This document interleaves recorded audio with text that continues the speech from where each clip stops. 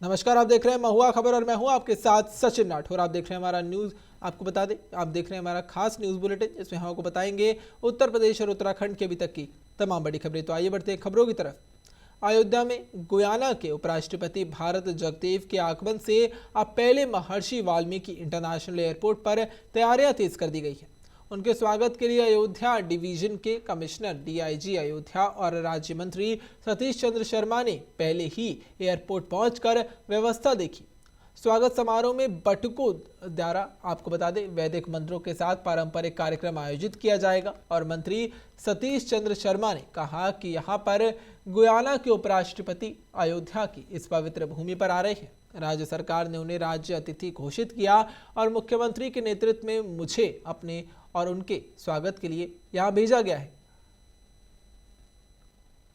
Guyana के उपराष्ट्रपति doctor Bharat Jagdev जी आज अयोध्या की इस पावन धरती पर उनका आगमन हो रहा है और राज्य सरकार ने उनको राज्य अतिथि घोषित किया है। माननीय मुख्यमंत्री जी के नेतृत्व में मुझे यहाँ पर जो है उनको स्वागत के लिए जो है भेजा गया है।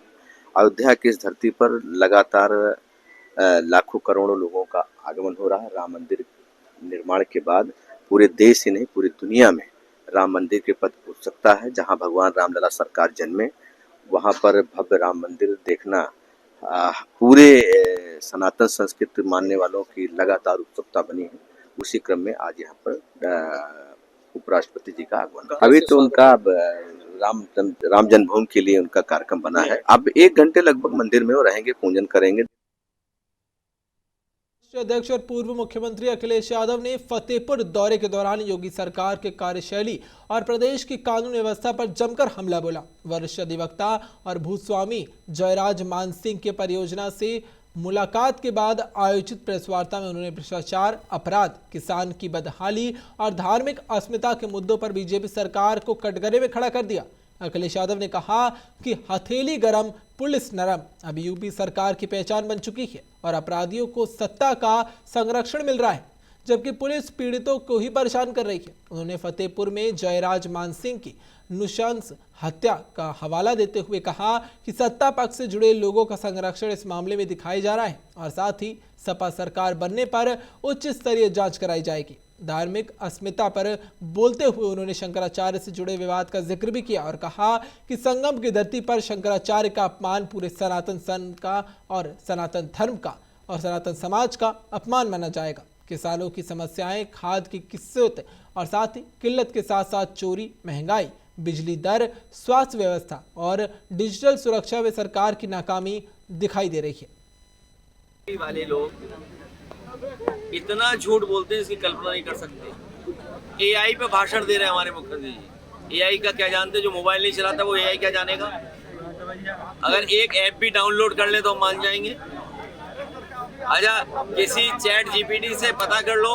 आजा, मैं तो कहता हूँ खुला पूछिए, चैट जीपीटी से पूछिए कि किस मुख्यमंत्री ने अपने मुकदमे वापस लिए अपराधी के। चैट जीपीटी बता देगा।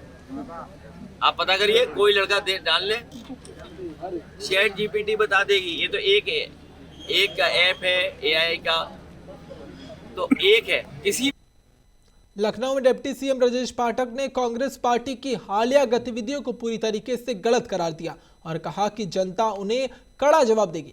ब्रजेश पाठक ने कहा कि भारत के युवा इनोवेशन और साथ ही आर्टिफिशियल इंटेलिजेंस यानी कि एआई के क्षेत्र में उत्साहित हैं और एक ऐसा सेक्टर है जिसमें भारत वैश्विक नेतृत्व के रूप में उभर रहा है। उन्होंने कांग्रेस के कल के प्रोटेस्ट को अफसोसजनक बताया और साथ ही चेतावनी दी कि आने वाले दिनों में पार्टी को अपने इस हरकत का परिणाम भुगतना पड़ेगा। डिप्टी सीएम ने कहा कि सरकार देश के युवाओं को विकास और तकनीक प्रगति को बढ़ावा देने के लिए प्रतिबद्ध है और किसी भी प्रकार की राजनीतिक अराजकता इस मार्ग में बाधा नहीं बन सकती। देखिए, कांग्रेस पार्टी ने जो कुकृत्य किए हैं, जनता इसका मुंहतोड़ जवाब देगी। कांग्रेस को युवाओं में नवाचार को लेकर के जो उत्साह है, जो एआई के लेकर के उत्साह है और भारत दुनिया का लीडर न बने एआई के क्षेत्र में, लगातार उसमें बाधा उत्पन्न करने का काम किया है और कल का जो प्रदर्शन कांग्रेस का बहुत ही शर्मनाक रहा है। आने वाले दिनों में कांग्रेस मेरठ में धागा कारोबारी रासिक से हवाला कारोबार में फंसने और एनकाउंटर की धमकी देकर 20 लाख रुपए वसूलने के मामले में आरोपी दारोगा लोकेंद्र साहू और महेश कुमार को शुक्रवार को गिरफ्तार कर लिया गया। पुलिस ने दोनों को प्रयागराज के धमनगंज थाना क्षेत्र से एक वकील के मुंशी के कमरे से दबोच लिया। गिरफ्तारी के बाद पुलिस टीम दोनों आरोपियों को मेरठ लेकर रवाना हो गई।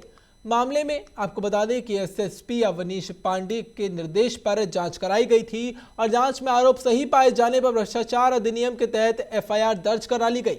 दोनों दारोगाओं के साथ आप एक लोहिया नगर थाना प्रभारी योगेश चंद्र को भी निलंबित कर दिया गया और फरार होने के बाद दोनों पर 25-25 हजार रुपए का इनाम घोषित कर दिया गया था। पुलिस ने पहले ही आरोपियों से 15 लाख रुपए बरामद कर लिए थे, जबकि शेष 5 लाख रुपए लाने का बहाना बनाकर वो फरार हो गए।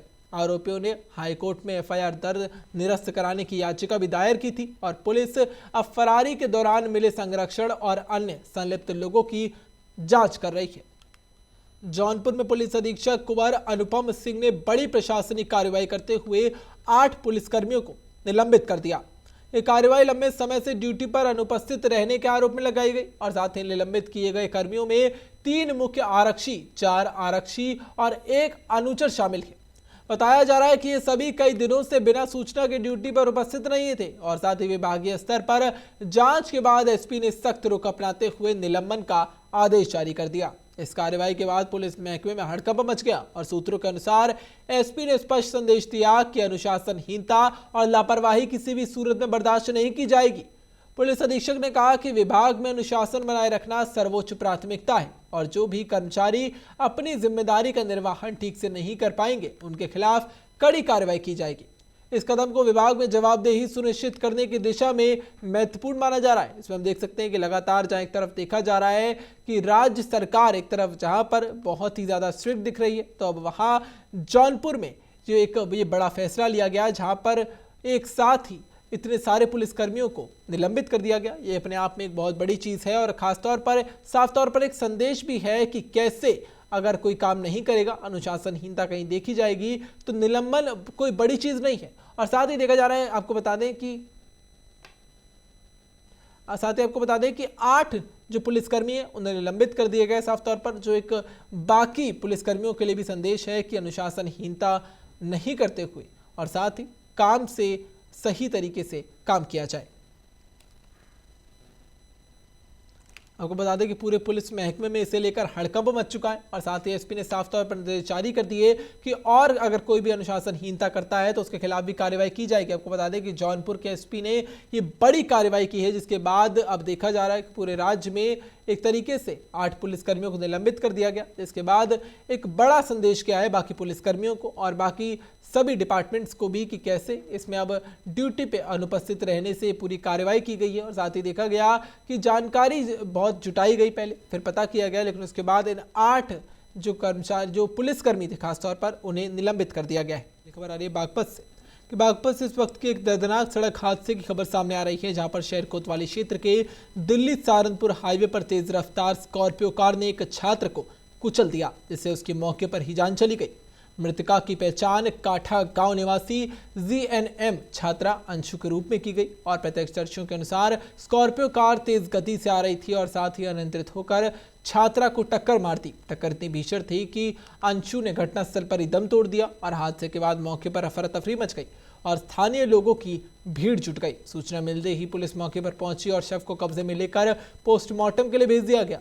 पुलिस ने आसपास लगे सीसीटीवी कैमरों की फुटेज खंगालनी शुरू की है ताकि आरोपी वाहन और चालक की पहचान की जा सके।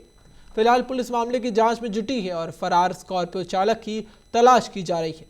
हादसे के बाद परिजनों में कोहराम मच गया है। खबरों का सिलसिला यूं ही जारी रहेगा, लेकिन अभी के लिए इतना ही। देखते रहिए महुआ खबर।